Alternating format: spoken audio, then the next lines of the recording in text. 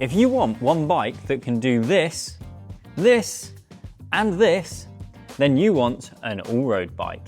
The best all-road bikes are capable on road rides, shitty lanes, and even light gravel.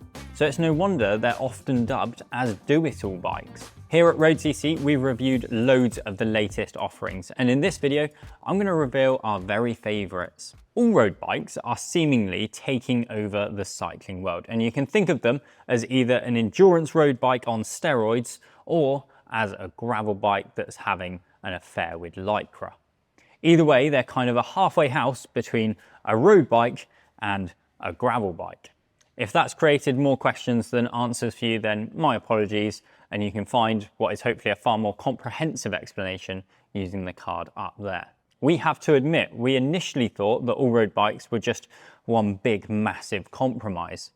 That was until we lived with this one for a few months. This is the Vitus Venon, and even though all the people who designed it have now moved on to pastures new, it is an excellent example of what an all-road bike should be. This thing is quick, forgiving, and well, just about perfect for most riders here in the UK. In fact, it's so good that it won our Bike of the Year award last year. In the words of Stu, our senior reviewer, it's a great interpretation of what an all-road bike should be, with exceptional performance and handling, whatever the terrain. The Venon Evo has more tyre clearance than most all-road bikes, up to 45mm in fact. But the main thing it's got going for it is its value for money. This Force AXS spec that we reviewed, complete with carbon wheels and componentry, will set you back £4,400. Now, it is worth noting that Vitus was owned by the same owners as Wiggle, so when that went pop, Vitus was left high and dry. We did think about not including it in this lineup, but then we thought it's a bloody good bike and you can still buy it. In fact, there's some absolute bargains to be had. Look at this one, Shimano 105, currently on sale, 2,600 quid. It made the cut.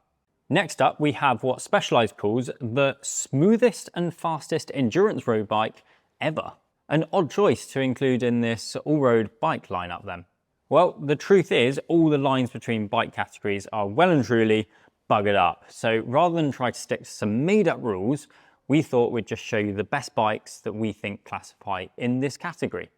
This latest incarnation of the Roubaix has space for up to 40mm tyres, which is one of the main reasons why we think it now qualifies as an all-road bike.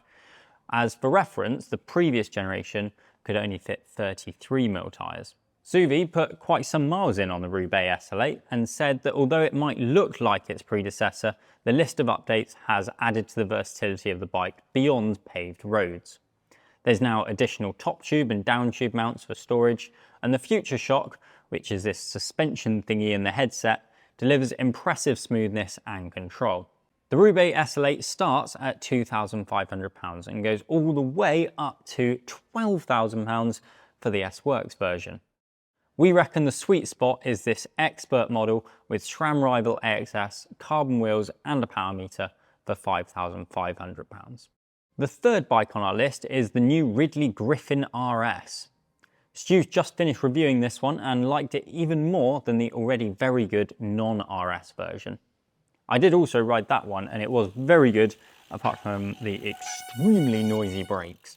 We liked the Grifn RS mainly because it's got just a great feel about it.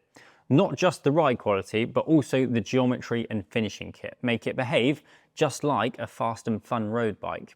But it's more than capable when pointed at some gravel. The Grifn RS has space for 38mm tyres when used with a 2x group set, or 42mm when used with a 1x group set. Either way, it's pretty spacious for an all-road bike, and it's also got plenty of mounting points too. Now, it wouldn't be road.cc without a titanium bike making the list, and our all-road bike of choice is from a brand that you might not be too familiar with. The full review of this Gloria Allroad Titanium isn't live yet, but we've been so impressed that we thought that it should make the cut anyway. Obviously, the benefits of titanium are that it's pretty much bulletproof, it's very resistant to scratches, and it's also pretty resistant to impacts when your skills aren't quite as good as you thought they were. Oh, and really, it's designed to last a lifetime. This all-road model comes with all the rack and mudguard mounts that you could want and space for 45mm tyres, so it's capable of going pretty much everywhere. There are of course lots of excellent titanium bike manufacturers out there, but Gloria sets itself apart by making bikes that, with a bit of saving, you might actually be able to afford. I haven't actually done the maths on what this exact build costs, but the frame set starts at £1,249, which, if you're in titanium bike circles, you'll know is pretty damn cheap.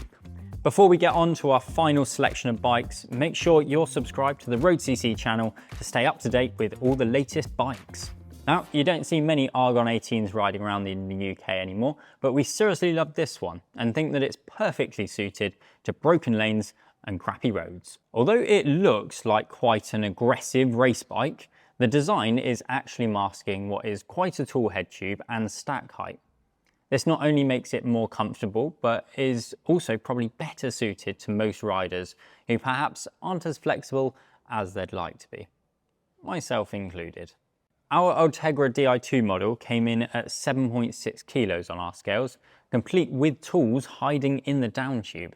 It'll take up to 38mm tyres or 35mm tyres with mudguards fitted, and is well spec'd with Hunt wheels and Vittoria tyres.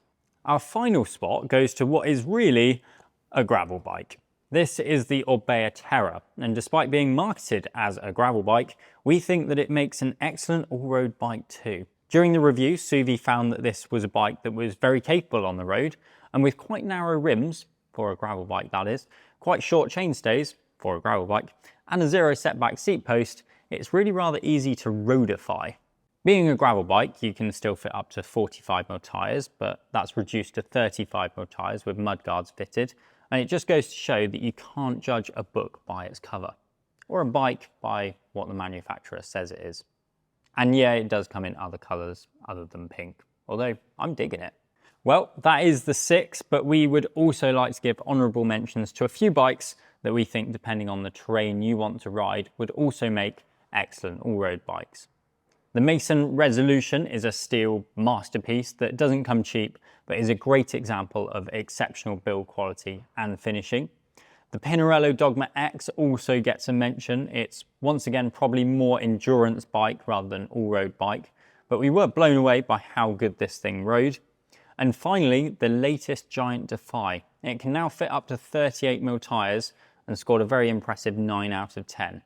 The geometry is definitely suited to sticking to tarmac, but if that's what you're after, then we can't recommend it enough. Let us know which one of these lovely bikes you'd most like to ride or own in the comment section below, as well as any all-road bikes that you think we've missed and should get into review. As always, give this video a like if you enjoyed this kind of content and subscribe to the channel for lots more bikes. We'll see you next time.